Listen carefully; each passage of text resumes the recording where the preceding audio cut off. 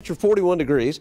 Dew point's at 30. Why is that important? Because the lower that dew point, the drier the conditions. And when that sun comes up, dry air cools efficiently, but it warms very efficiently. And so we're going to see a pretty big swing in temperatures today. Plus, we've got light winds out of the west at only 5 miles per hour. Current temperature is 41. Now, because we had clear skies overnight, light winds, temperatures are really varying quite a bit from one location to the other.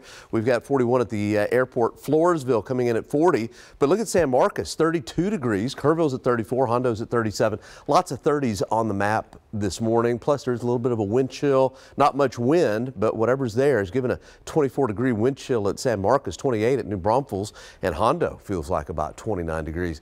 Cold front that came through the other day has pushed well off to the east. A line of thunderstorms out around Florida and also Atlanta, but we'll worry about high pressure building in.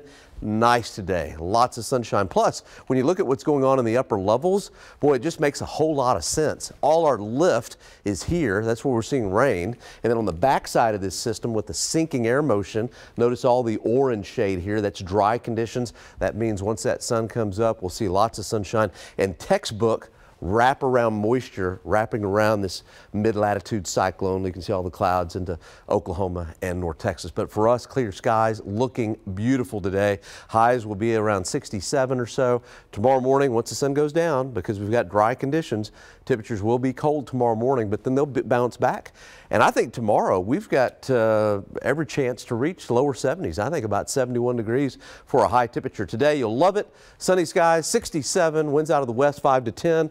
Over the weekend, what a nice weekend it's going to be. Lots of sun. We'll start to cloud up Sunday afternoon, though, in advance of our next system. 30% chance of a shower with the next cold front on Monday. I think it's going to be mostly cloudy Tuesday. I left the showers out for now.